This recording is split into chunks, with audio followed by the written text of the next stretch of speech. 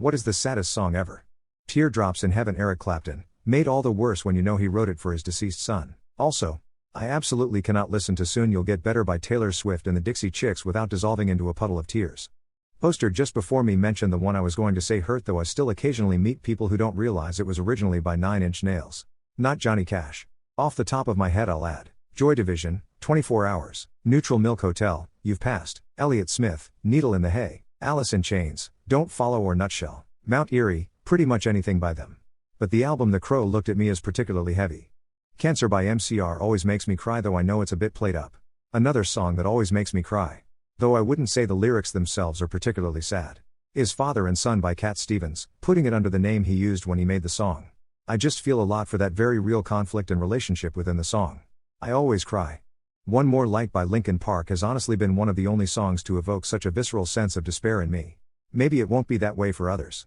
But after forcing myself to finish it the first time, I've never been able to listen to it again without feeling like I was teetering on the edge of some kind of breakdown. Nuet zu Besuch from Die Toten Hosen and Quat, a song in German from one of the biggest German punk bands, which describes a monologue of the lead singer while visiting a friend's grave. I can't remember if it actually explicitly stated that he is visiting a grave and that his friend has died, which makes it quite more powerful in my opinion.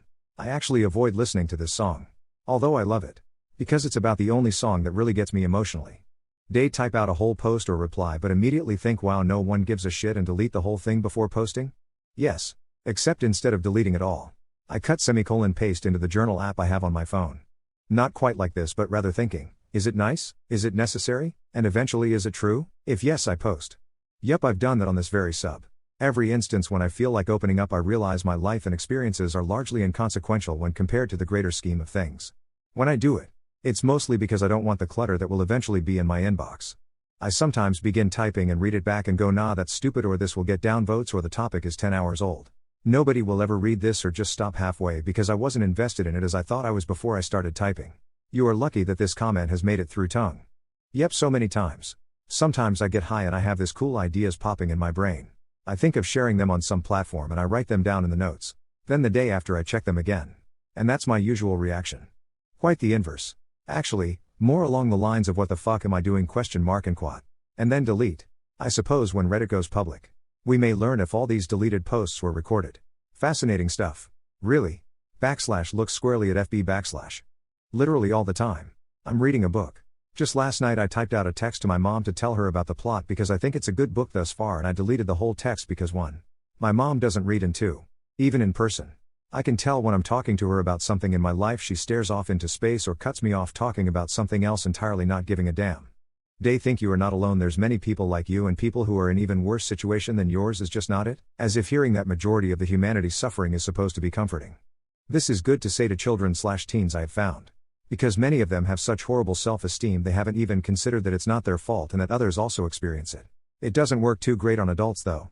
My neighbor's broken leg has absolutely no bearing on my broken finger. Both need to be properly tended to. These sentiments aren't helpful. They're dismissive. When people have a problem, it needs to be addressed and won't just disappear without an appropriate solution. If one isn't found, it can lead to a host of other issues later on, and telling someone that their issues aren't important only makes them feel foolish, isolated, and ashamed, ergo creating even more issues for them. I can understand where you're coming from. I go to therapy every week and talk about my problems. Problems that are easy to deal with if I just took action rather than being paralyzed by my depression, anxiety and fear. My issues are definitely first world problems that I'm sure many less fortunate would give their left nut to have. But just because I'm aware others might be worse off doesn't make my issues any easier for me to deal with. I mean, often remind myself that I am lucky to have my complaints and stresses compared to many in the world. My job is stressful, but I have a job. I'll probably never own a house, but I have enough to pay rent and have food and buy myself things, etc. Compared to living in a slum, my life is paradise. But at the same time, sadness and hopelessness is relative. I am still anxious and depressed, even if there are people who are more anxious and depressed and have more terrible or hopeless lives. So someone saying that to me in a moment of anxiety or depression would not be comforting. How do you find ways to stay generally happy/satisfied with your life? I recently received, and have repeated to others, the advice of live every moment you can as deliciously as you can. So the mindset of how can I make this moment as delicious as possible? Technically, I suppose it's mindfulness in a nutshell. I also try to practice non-attachment. Everything is impermanent. The good time and the bad. Every bit of it is fleeting. I know I will suffer less if I try to remain unattached.